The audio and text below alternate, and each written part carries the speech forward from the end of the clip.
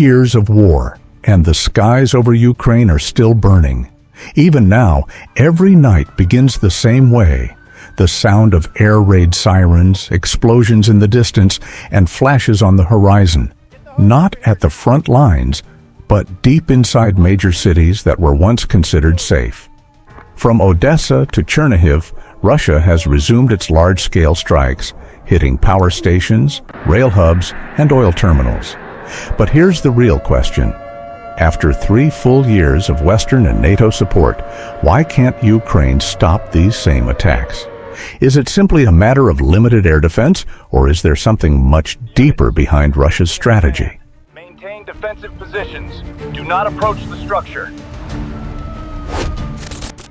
On the night of October 19th to 20th, 2025, Russia launched one of its most coordinated air operations in months, a wave targeting Ukraine's critical infrastructure, not just military sites.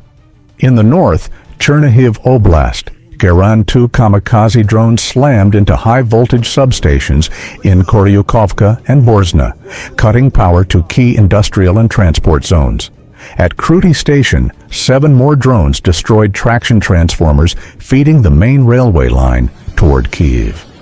In the south, at 2355, 3 Iskander-M ballistic missiles struck the Yuzhny oil terminal in Odesa.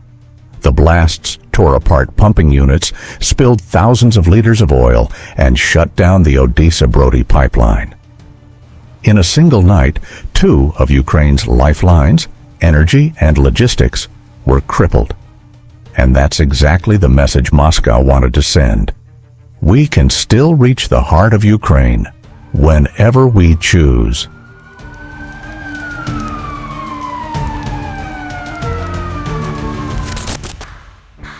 Russia isn't just firing missiles, it's sending signals. Every strike carries layered meaning, political, economic, and psychological. One power and reach. Simultaneous hits from north to south show that no region is beyond Moscow's reach.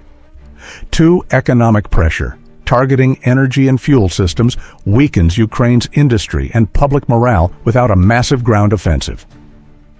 3, geopolitical signal. It tells the West, your weapons can't change who controls the tempo of this war. 4, timing. Each major strike comes before winter, the season when energy becomes Ukraine's greatest vulnerability.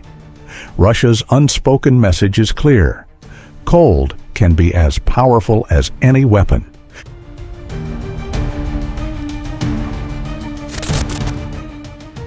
Despite having Patriot, NASAMS, IRIS-T, and SAMP/T systems, Ukraine remains vulnerable, because this war was never designed to be symmetrical. 1. Limited coverage. Ukraine is nearly the size of France, yet only a handful of long-range air defense systems protect it. Kyiv and Lviv are covered, but industrial cities and ports are often left exposed. 2. Russia's multi-layered tactics. Russia overwhelms defenses by launching cheap drones first to trigger radar responses, then follows with fast ballistic or cruise missiles once Ukrainian operators reveal their positions. A Geran 2 drone costs roughly $20,000 to $30,000. A Patriot interceptor costs $4 million.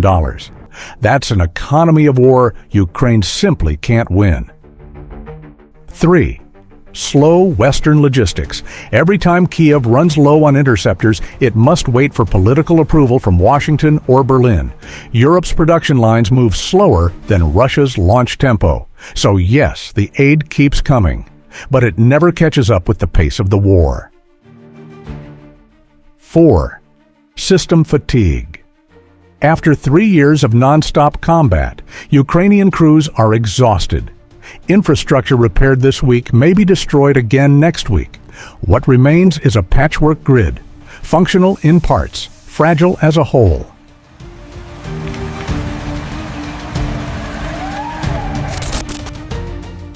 The problem isn't only inside Ukraine, it's within the Western strategy itself.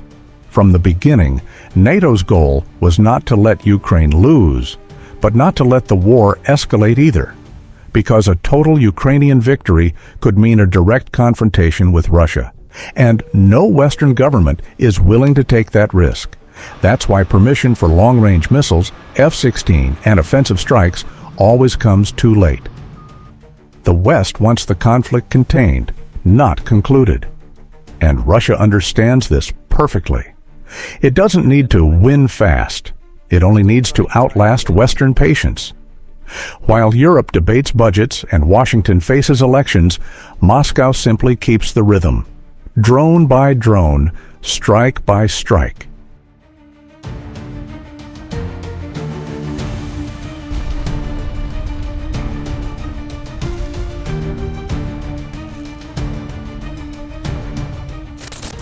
The attacks on Odesa and Chernihiv are not isolated. They're part of a broader doctrine, a war of attrition carefully designed to grind Ukraine down over time. Russia doesn't need to occupy every city. It only needs to erode Ukraine's energy, economy, and morale until the system collapses under its own weight. 3 years later, the pattern still works. Ukraine receives weapons, but not victory. The West provides aid, but not sustainability. And Russia keeps dictating the rhythm. In this war, endurance beats innovation. The side that holds its breath the longest wins. We need to get him to the hospital now.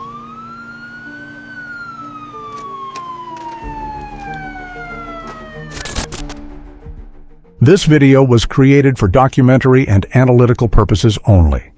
Some visuals are AI-assisted reconstructions combined with authentic footage to maintain continuity and educational clarity. No endorsement is expressed toward any side of the conflict. All information is presented for public understanding and geopolitical analysis.